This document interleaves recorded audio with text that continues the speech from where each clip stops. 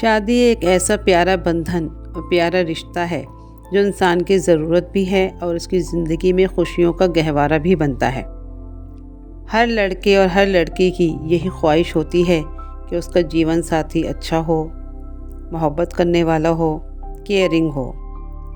آج کل رشتوں کا حصول بہت ہی مشکل ہو گیا ہے۔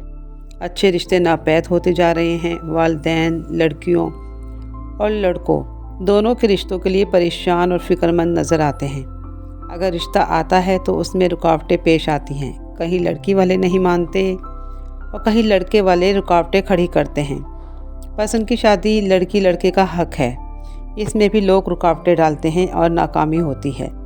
ان تمام مسائل کے حل کے لیے، اچھے رشتوں کے حصول کے لیے آپ میڈیٹیشن یعنی مراقبے سے مدد لے سکتے ہیں۔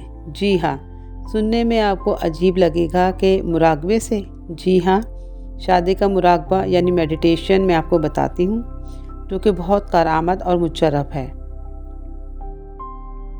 شادی کے مراقبے سے آپ مدد لے کر اپنی زندگی حسین اور خوبصورت بنا سکتے ہیں۔ سب سے پہلے آپ نے اپنی نشست ایسی رکھنی ہے کہ جہاں آپ بیٹھیں وہاں شور نہ ہو، پرسکون ماحول ہو۔ آپ نے سونے سے پہلے یہ میرج میڈیٹیشن کرنا ہے۔ اب آپ ایسا کیجئے کہ مراقبہ آپ نے سٹارٹ کرنا ہے تو اس کے لیے آرام دہ حالت میں زمین پر چوکڑی مار کر بیٹھ جائیں یا کرسی پر، جس طرح آپ کو آسانی ہو آپ بیٹھ جائیے۔ آپ کی کمر سیدھی ہونی چاہیے۔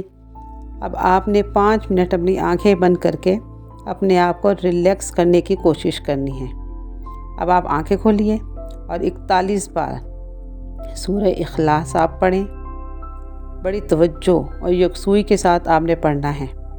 پھر آپ آنکھیں بند کر کے 10 منٹ اس تصور میں یعنی اس مراقبے میں بیٹھیں کہ میں دلہن بنی ہوئی ہوں یا میں دولہا بنا ہوا ہوں۔ اس کے بعد بات کیے بغیر بستر میں چلے جائیں اور سو جائیں۔ یہ آپ نے 90 دن کرنا ہے۔